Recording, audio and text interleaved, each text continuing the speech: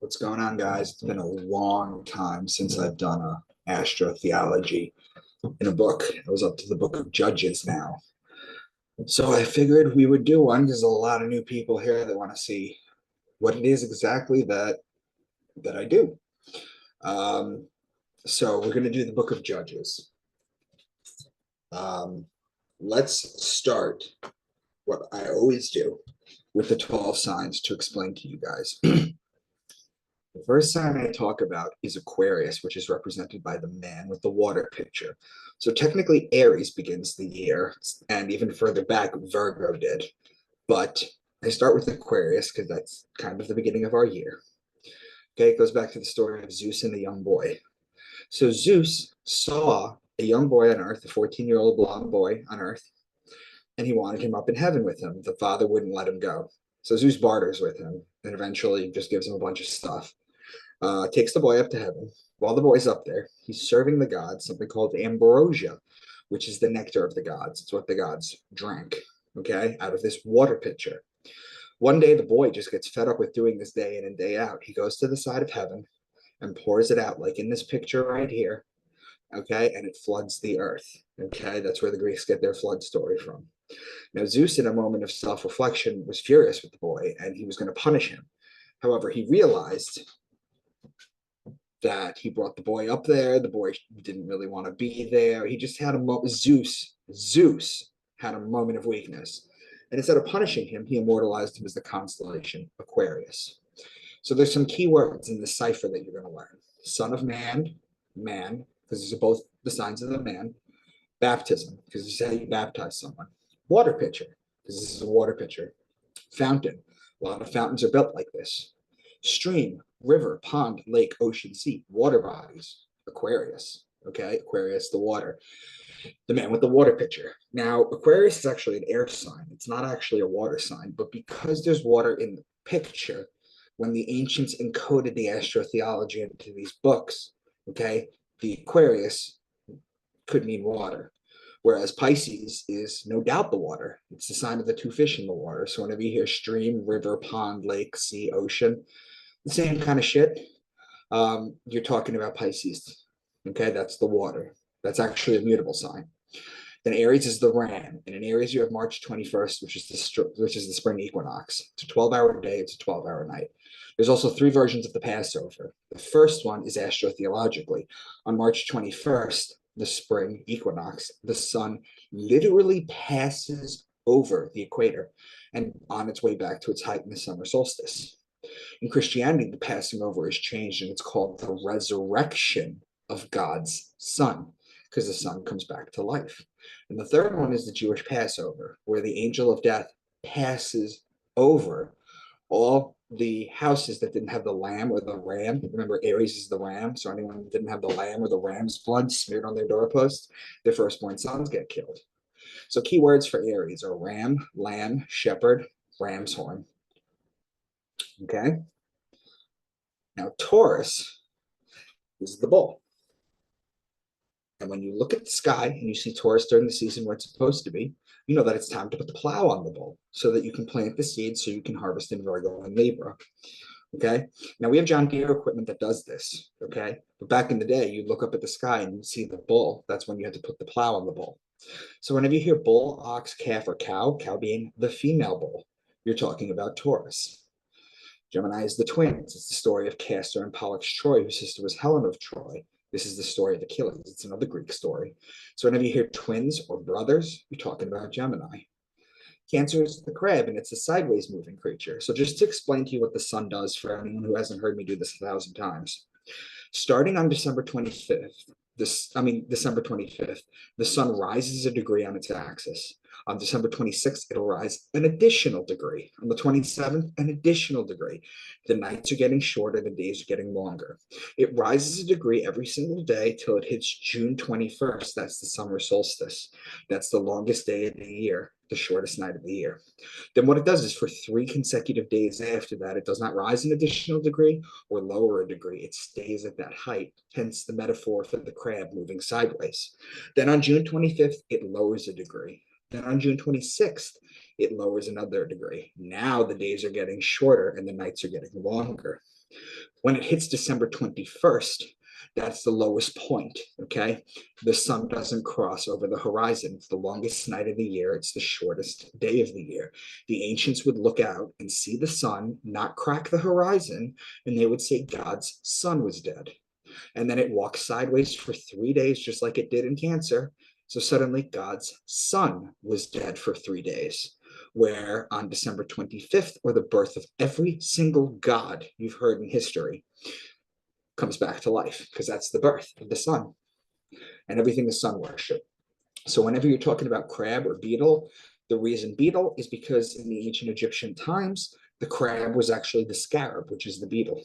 Okay, that's why St. Augustine called Jesus the good beetle. Now, Leo is the king. He's the lion. He's the king of the jungle. The ruling planet of Leo is actually the sun. So when they're talking about the kingdom of heaven, okay, they're talking about the sun in its rightful place. Okay, the sun only rules over Leo. Okay, so whenever you hear lion, lioness, or cub, you're talking about Leo. Virgo. Virgo is the woman holding the wheat stalk.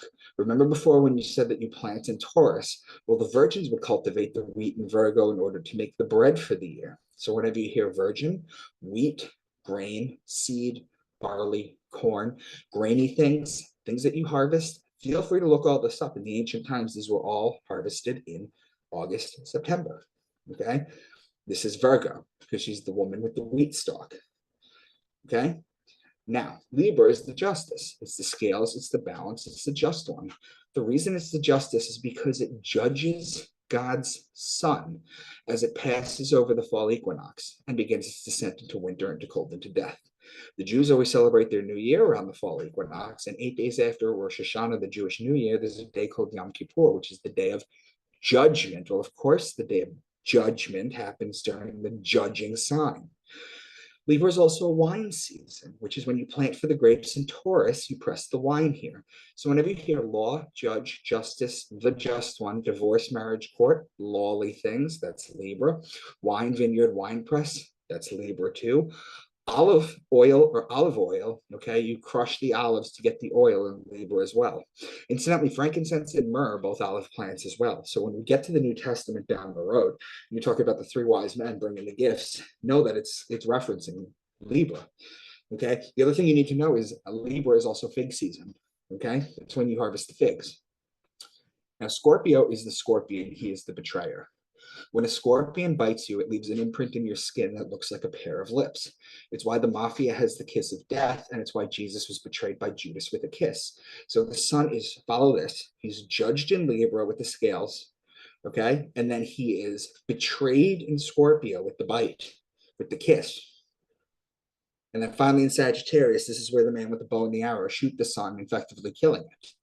Okay, this is where the sun dies. Why? Because the last day of Sagittarius is December 21st. That's the winter solstice. The sun is at its lowest point. It cannot rise any lower. And we touched based on the rest of it before. So whenever you hear horse, bow and arrow, spear, or horseman, you're talking about Sagittarius. Finally, you have the goat, Capricorn, because he likes to climb the mountain. Okay, what does this mean? Well, if you look at the zodiac wheel on the right, Capricorn's at the bottom and Cancer's at the top. This is how your zodiac should look. Any other variation of it, it's not that it's incorrect or the signs are out of order, but this is how it should look, because the sun is at its coldest at the bottom and then it's its hottest at the top. Okay, so imagine the sun walking to the left a degree, climbing up the zodiac wheel until it gets to its top in Cancer, to go back down, okay, to be judged, then betrayed, then killed, then reborn. That's the story of the sun that they keep retelling, okay? So let's start. 114. When she got off her donkey, Caleb asked her, "What can I do for you?" 115. She replied, "Do me a special favor. Since you have given me land in the Negev, give me also springs of water." Okay, so the donkey is the constellation Acellus Borealis, which is located in Cancer. And the springs of water are Aquarius.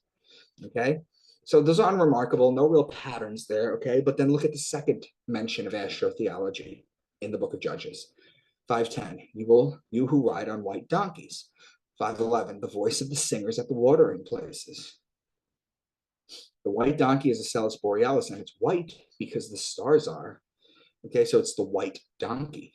Okay, The watering place is Aquarius. The first two astrotheological mentions in the book of Judges are identical. It's interesting because there's no real pattern there, but they felt the need to bring it in twice. Okay? 5, 19, 20, and 22. At Tanakh, by the waters of Megiddo, from the heavens the stars fought, then thundered the horses' hooves.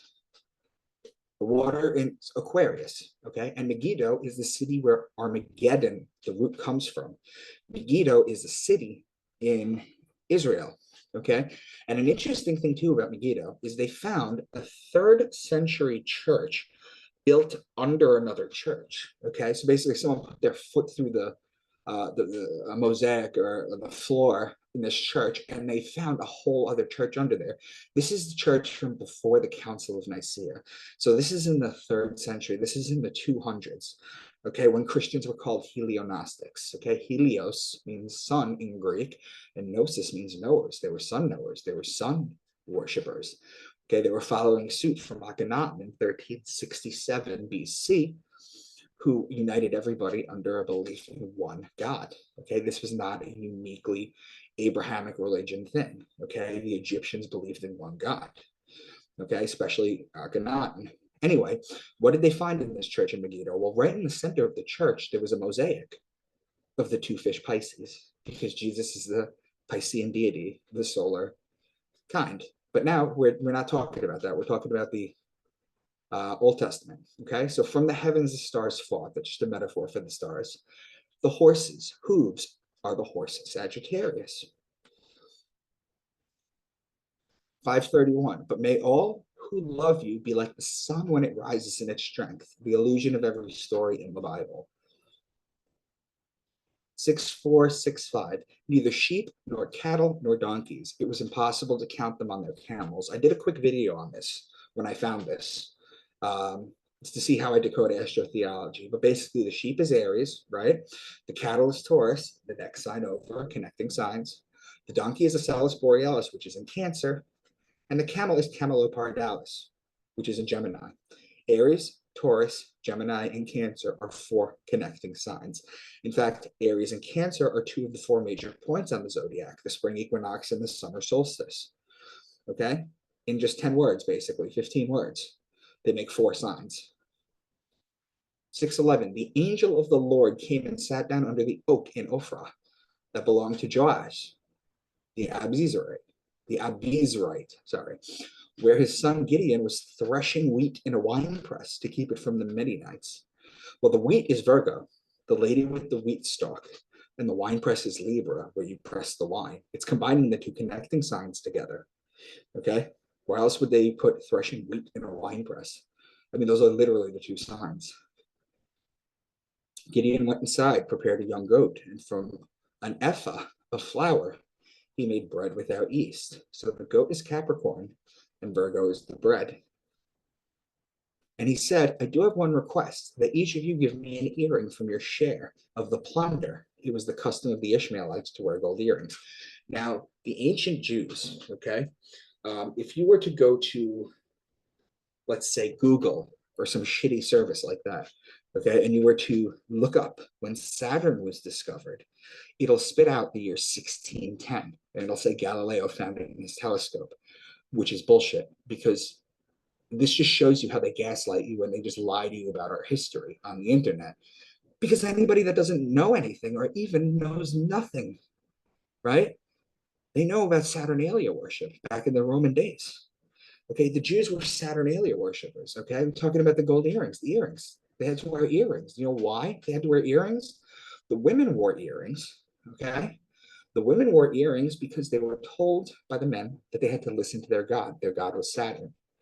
Okay, the same thing with the wedding rings, because they had to pledge their fidelity on earth to the one they love in front of their god, which was Saturn. This is Saturn worship here too. The Jews, top left. This is the tefillin.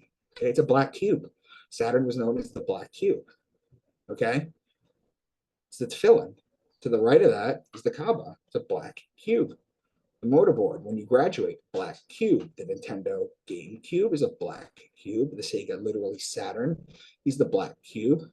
The judge's robe, they're priests of Saturn.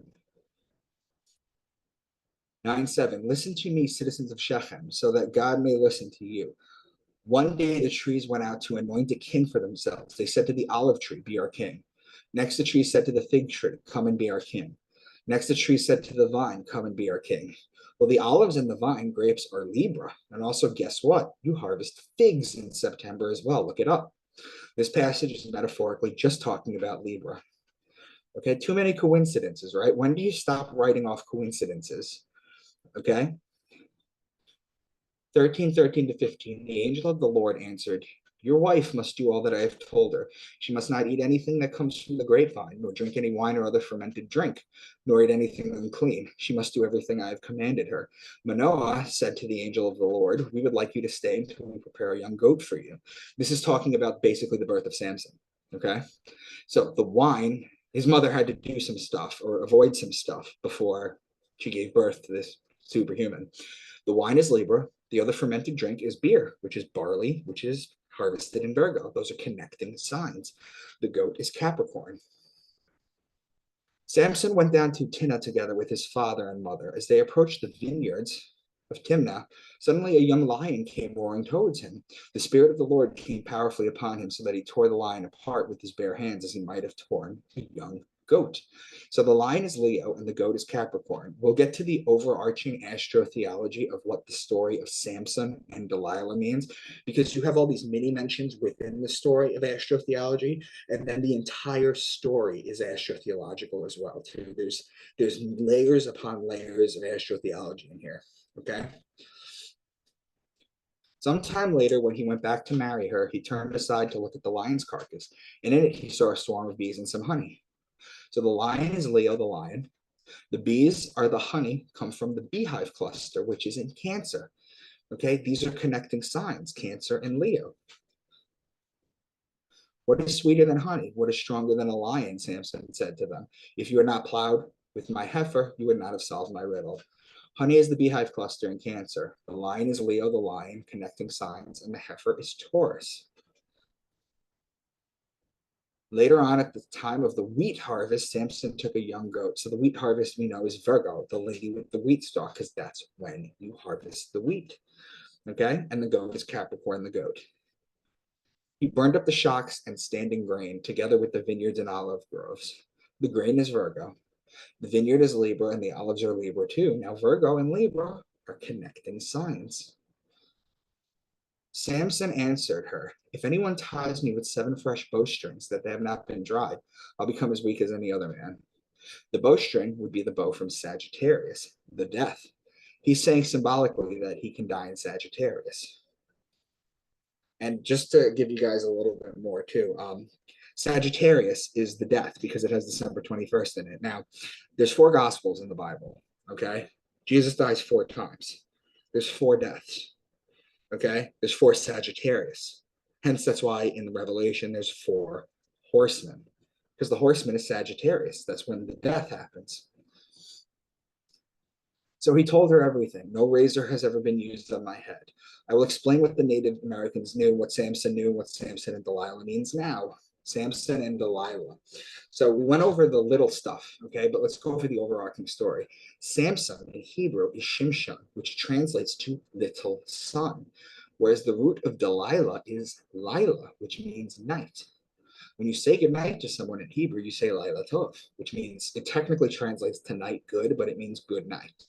Okay, so the story of Delilah is that she cuts Samson's hair, which takes away his powers, and he ends up eyes gouged out and blind. However, this is just another story of the sun and how it goes away at night and people are blind. It's the eternal battle between the sun or night or set from the ancient Egyptians. That's why we have a sunset. So Samson is the sun, the day. Delilah is Lila, the night. Okay, and she betrays him. Okay, so it's the night chasing the sun away. That's the main point of this whole story. Everything else is just a little bit in it. Now, these are all examples of astrotheology throughout the Samson and Delilah story, and then there's the overarching one, which was just explained. By the way, why did cutting his hair make him lose powers? Well, the Native Americans used to talk about how their long hair was like a sixth sense. They could feel their enemies coming up behind them or in front of them. When they were recruited to fight in the military, they had cut their hair because that's what the military does. And they responded by saying their sixth sense had disappeared. The natives and the ancients knew that long hair gave you extrasensory perceptions. And that's the idea behind Samson having long hair and being strong and willed and very agile and understanding. Okay, 1623. Now the rulers of the Philistines assembled to offer a great sacrifice to Dagon, their god. So they mentioned Dagon. Why do they mention Dagon? Well, let's look at Dagon right here. Okay, there's Dagon on the left. Okay, you see the fish literally hanging off the head. The religious mitre of the hat from Babylon. Okay, the mitre, the Pope's mitre, when you turn it sideways, looks like a fish head. Okay, this is Dagon worship. That's what this is. Okay, we have both straw and fodder for our donkeys, and bread and wine for ourselves, whose servants, me, the woman, and the young man with us. So the donkey is a Celis Borealis in Cancer. The bread is Virgo and the wine is Libra. These are connecting signs. The servants would be the men in Gemini. The woman is Virgo, the woman, and the young man is Aquarius, the sign of the man. My friends, that is the book of Judges. I might combine the next two books because the book of Ruth is only about like 6 pages long. I don't even know if I'm going to find anything there. If I don't, it will be the first book that I never found anything in. And I've done so many of them. So my goal is to start rolling these out more and more. My goal is to start rolling these astrotheology videos out more and more. And the thing is that if you've already bought my flash drive, okay, that has all the astrotheology videos, if you email me, okay, into the rabbit hole series at gmail.com, okay, and tell me, hey, I need this book, or hey, I need this book, I will email them to you. You've already purchased it. There's no reason that people who buy it down the road should have more than you do. So that's that. I hope you guys enjoyed this, and I will talk to you soon.